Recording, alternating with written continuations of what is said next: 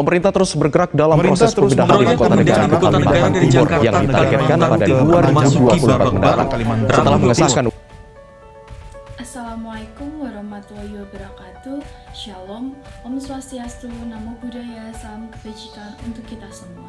Dewan Juri yang terhormat, pemerhati hukum, serta rekan-rekan kami mahasiswa setanah air.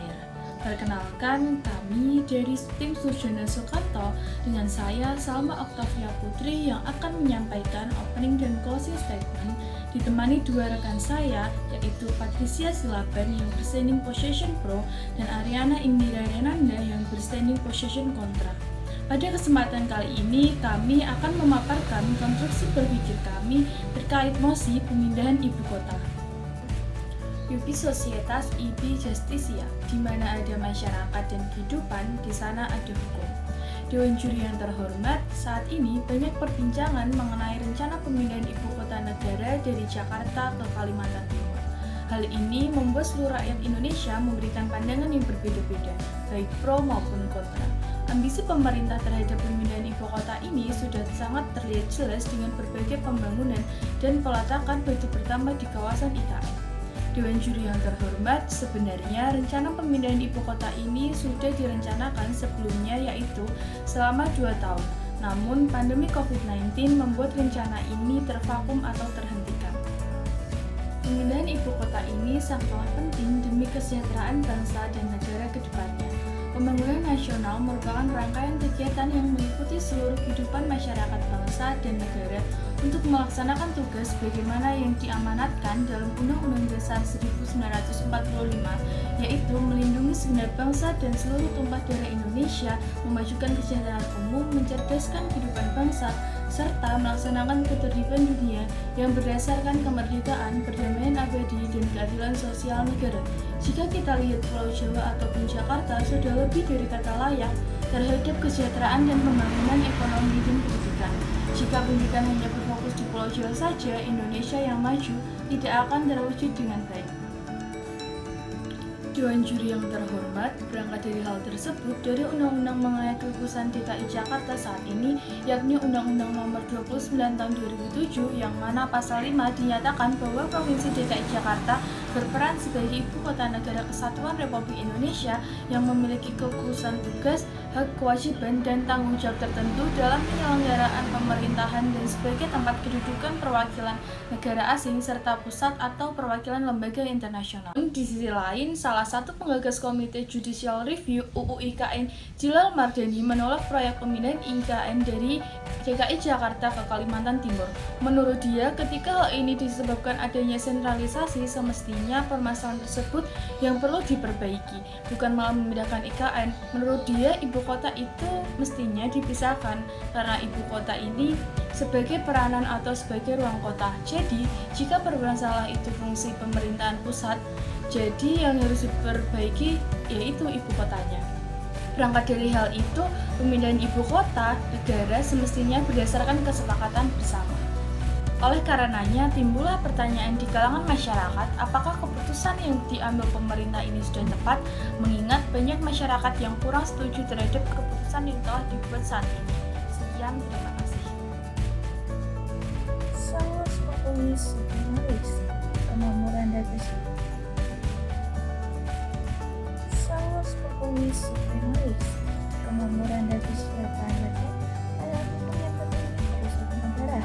Dewan Juri yang terhormat dan para pemerhati hukum yang saya hormati, berangkat dari kesejahteraan dan politik penduduk, negara harus dapat upaya kesejahteraannya tidak adil yang dapat dirasakan oleh seluruh masyarakat secara maksimal.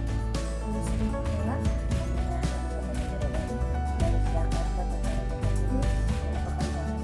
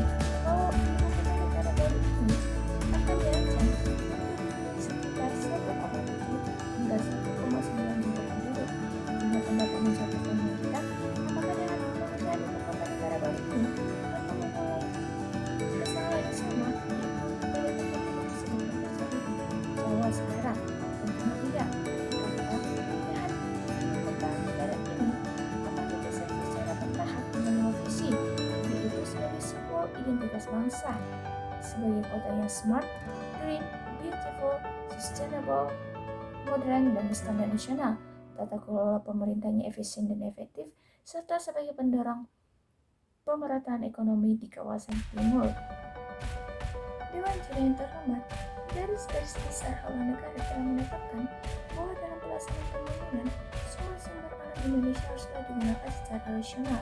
Selanjutnya, di dalam garis-garis besar haluan negara digariskan pula bahwa dalam pengalian sumber-sumber kekayaan alam harus diupayakan agar tidak merusak tata lingkungan hidup manusia, dilaksanakan dengan kebijaksanaan yang menyeluruh, dan memperhitungkan kebutuhan generasi yang akan datang. Bagi masyarakat adat keluarga, jika pemindahan ibu kota negara ini akan merusak yang merusak kelestarian hutannya. Katanya, pemindahan ibu kota negara baru ini akan disesuaikan dengan simbol identitas bangsa, yaitu sebagai kota yang smart, green, beautiful, sustainable, modern, dan berstandar internasional. Oleh sebab itulah, lokasi inti dalam pemindahan ibu kota negara baru ini terletak di 2 kabupaten, yaitu Kabupaten Penajam Pasar Utara dan Kabupaten Kutai Kartanegara. Dalam Undang 14 Undang-Undang Dasar 1945 yang berjudul Kesejahteraan Sosial menegaskan bahwa sistem perekonomian berdasarkan asas kekeluargaan. Dalam hal ini, sumber daya alam sebagai sistem pokok pemerataan konsep negara dan dipergunakan untuk sebesar-besarnya kemakmuran rakyat. Dan apabila kemakmuran yang sudah belum dicapai, maka pasal 34 Undang-Undang Dasar 1945 menegaskan bahwa makin miskin adalah anak-anak dipelihara oleh negara. Dewan Juri yang terhormat, dengan dasar pasal 34 Undang-Undang Dasar 1945 ini melakukan pemerintahan nasional bahwa dengan pemindahan ibu kota ini akan membawa mereka terasingkan, terlantar, dan mengenal kalah dalam bersaing karena tidak memiliki skill, kemampuan, dan sumber daya manusia yang rendah. Justru dengan pemindahan ibu kota negara ini, kita akan dapat bersama-sama pembangunan infrastruktur yang rendah. Kementerian Sosial Hidup ini juga menjelaskan bahwa setiap pendidikan masuk pendidikan kualitas kesehatan lebih baik dan masyarakat ini pendapatan namun pendapatan kebiasaan sosial ekonomi masyarakat yang tidak kalah penting adalah dengan memperjuangkan masalah pendidikan, peningkatan standar kesehatan, nutrisi, pemberantasan kemiskinan, kondisi lingkungan hidup, dan juga pemerataan kesempatan, pemerataan kebebasan individual, dan pemerataan penyegaran kehidupan budaya. Dewan Juri yang terhormat, oleh sebab itulah pemindahan ibu kota negara baru ini akan memberikan kesempatan kepada masyarakat timur mengelola perekonomian dengan berjuang dengan kemajuan daerahnya.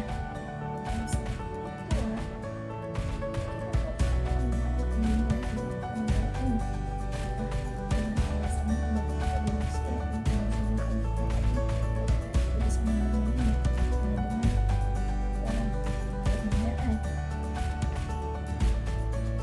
Dewan Juri yang terhormat, oleh karena itu saya dari tim tetap setuju dengan mosi pertanyaan kita yaitu pemindahan ibu kota negara baru Kalimantan Timur. Sekian dan terima kasih. Eksemplar Debi Remedium, hukum selalu menemukan solusi. Dewan Juri yang terhormat, sebelum memasuki lebih jauh lagi dalam tatanan argumentasi kami dari segi sosiologis dan yuridis, izinkanlah kami terlebih dahulu membidas kekeliruan berpikir yang telah disampaikan oleh tim lawan. Tim lawan sebelumnya menyampaikan data dari Bappenas bahwa ibu kota negara baru dirancang untuk hanya dihuni sekitar 1,7 sampai 1,9 juta penduduk, yang mana hal ini dianggap membuktikan bahwa pemindahan ibu kota negara baru tidak akan mengulang permasalahan kepadatan penduduk. Akan tetapi, Dewan Juri yang terhormat, hal ini hanyalah proyeksi. Tetap diperlukan adanya langkah antisipasi untuk mencegah pertumbuhan penduduk yang tidak terkendali. Dewan Juri yang terhormat, izinkanlah kami dari tim kontra untuk melanjutkan argumentasi kami.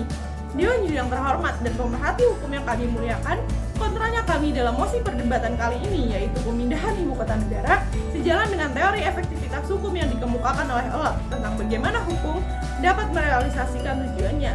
Namun jika berbicara bahwa pemindahan ibu kota negara merupakan solusi yang efektif dari ketidakmampuan DKI Jakarta sebagai ibu kota negara Republik Indonesia, hal ini bukan merupakan solusi yang tepat. Alih-alih menyelesaikan permasalahan di DKI Jakarta, pemindahan ibu kota negara justru hanya akan mengulang permasalahan yang sama di ibu kota negara yang baru. Dewan Juri yang terhormat, berdasarkan kajian empiris yang kami temukan dalam jurnal Genta Mulia yang berjudul Dinamika Kependudukan di Ibu Kota Jakarta, jumlah penduduk DKI Jakarta mengalami peningkatan setelah dinyatakan sebagai ibu kota negara Republik Indonesia. Pada tahun 1945, jumlah penduduk DKI Jakarta telah mencapai 600.000 jiwa yang kemudian meningkat menjadi 1.733.600 jiwa di tahun 1950. Oleh karena itu, bukan tidak mungkin permasalahan serupa akan terulang kembali di ibu kota negara Nusantara. Dewan Juri yang terhormat, jika ditinjau lebih dalam lagi dalam tatanan yuridis, ibu kota negara Nusantara nantinya akan menjadi pusat pemerintahan. Hal ini sebagaimana dalam pasal 5 ayat 1 Undang-Undang Nomor 3 Tahun 2022 tentang Ibu Kota Negara yang berbunyi, Ibu Kota Nusantara berfungsi sebagai Ibu Kota Negara Kesatuan Republik Indonesia yang menjadi tempat penyelenggaraan kegiatan pemerintahan pusat serta tempat kedudukan perwakilan negara asing dan perwakilan lembaga atau organisasi internasional. Visi ibu kota negara sebagai penggerak ekonomi bersamaan dengan pusat pemerintahan ini akan berdampak pada kenaikan jumlah penduduk di ibu kota negara. Pengamat ekonomi Anggito Abimanyu menyatakan bahwa tujuan untuk menghadirkan kesejahteraan umum pada visi pembangunan ibu kota negara merupakan hal yang berat. Hal ini beliau sampaikan dalam rapat panitia khusus Ibu Kota Negara di Jakarta pada Kamis 9 Desember 2021. Dewan Juri yang terhormat, mari bersama-sama kita berkaca pada pemindahan Ibu Kota Negara yang dilakukan di Brazil.